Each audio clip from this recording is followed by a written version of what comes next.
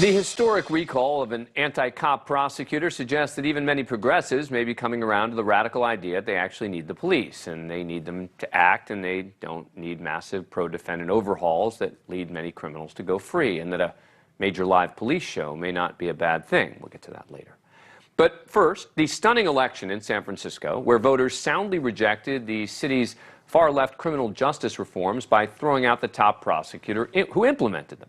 San Francisco DA Chesa Boudin was ousted from office Tuesday night in a recall election. 60% of voters in the city, 60%, gave Boudin the boot following a disastrous 2.5-year run as San Francisco's top prosecutor. Mayor London Breed will select Boudin's replacement, and you can expect that person to have a much more moderate agenda, as Breed has made public safety a key part of her platform. And that's because on Boudin's watch, San Francisco citizens sure felt like it became a haven for criminals. Retailers hired additional security and changed their hours to combat a rash of brazen thefts. And while the statistics are a matter of debate, during Boudin's term, homicides have gone up 36%, arson up 40%, larceny up 20%, auto theft up 36%. Mary Young, the former chair of San Francisco's Democratic Party, said, quote, "In San Francisco, you don't know anybody who hasn't had their car broken into." And that includes the newly recalled district attorney whose own vehicle was broken into back in 2017.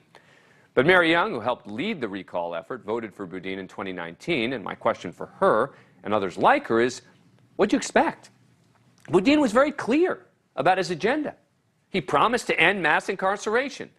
His elected allies led a chant of "F the police" at a campaign rally days before the 2019 vote. There's no secret where he was coming from. He was following through on a platform that he explicitly promised. Boudin is charged as 46% of theft arrests in the city since taking office, so more than half arrested thieves in the city are never prosecuted. Only 35% of petty thieves, defined in San Francisco as anyone who steals something less than $950, are ever charged. Even President Biden weighing in now, while not commenting specifically about Boudin, he made it obvious that he doesn't support a far-left law enforcement agenda. I think the voters sent a clear message last night. Both parties have to step up and do something about crime as well as gun violence.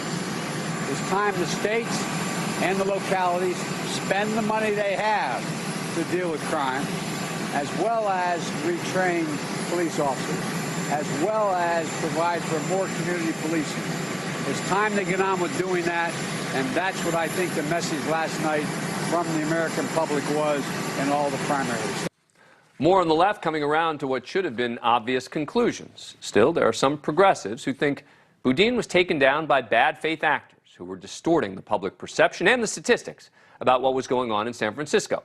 So joining me now is one of the DA's final defenders, or let's call him part of the 40%, Christopher Cook. He's an investigative journalist in San Francisco. He wrote a piece for The Nation magazine titled "Fear and Loathing in San Francisco: How Chesa Boudin Got Banned." Thank you so much for joining us. Appreciate it. All right, so I read your article, and you do challenge some of the statistics that were used to oust Boudin. But let me ask you this. The bottom line does seem to me clearly that the citizens of even liberal San Francisco aren't feeling safe anymore, and as a result, they didn't want this guy and those policies. Is that unfair? Well, clearly, I mean, first of all, it's worth noting that this was a very low turnout election. So it was 60%. It may come down to, high 50s. It's still a strong number. But that's just of about 25% of the electorate that actually came out to vote. And that's actually a critical piece of a strategy that these recall campaigns do employ. When Chesa Boudin was elected in 2019, there was a 41% voter turnout rate. So, that has to be taken into consideration, along with more than $7 million spent basically saturating the airwaves, saturating media, creating a whole media narrative that is at best highly misleading and often false in terms of those very things that we're talking about, such as crime rates. I mean, some crimes spiked during especially the height of the pandemic. They also spiked nationwide, especially some of the economic crimes that were listed.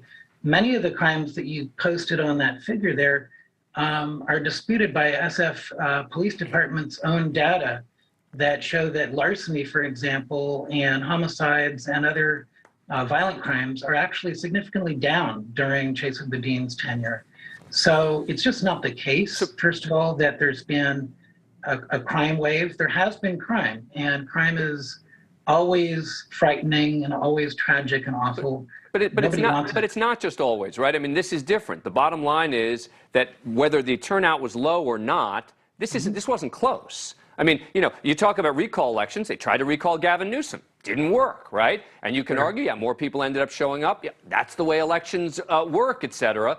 The people sort of spoke in San Francisco, and regardless of for a moment, regardless of the statistics, they said, and you would blame it on corporations who put money behind it, et cetera.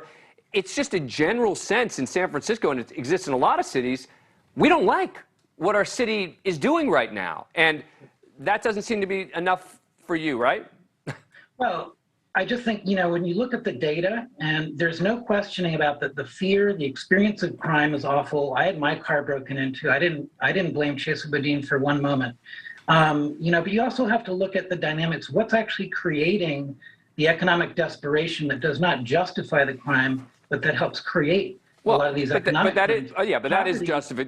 That's a separate issue. That's justifying why certain things happen, or homelessness, et cetera. I get it. Right. But I mean, I guess, if I may, I mean, the reason I'm bringing this up is because so much of what I encountered during this campaign, in my reporting and on Twitter and social media, was that they were blaming Chesa Boudin for the homelessness crisis, the street addiction crisis, for crimes that happened even before he was in office, and so many crimes that are actually, the root cause is radical inequality and extreme wealth and poverty. Yeah, but you know what? The top people get blamed. That's the way we live, right? The top person has to take responsibility. The DA, the mayor, whoever it is, that's life. Anyway, Christopher Cook, thank you very much. I found your read to be very interesting in The Nation. I appreciate it. Yeah, thank you. Speaking of The Nation, thank you for watching. Click the red subscribe button below so you can get more of NewsNation's fact-driven, unbiased coverage.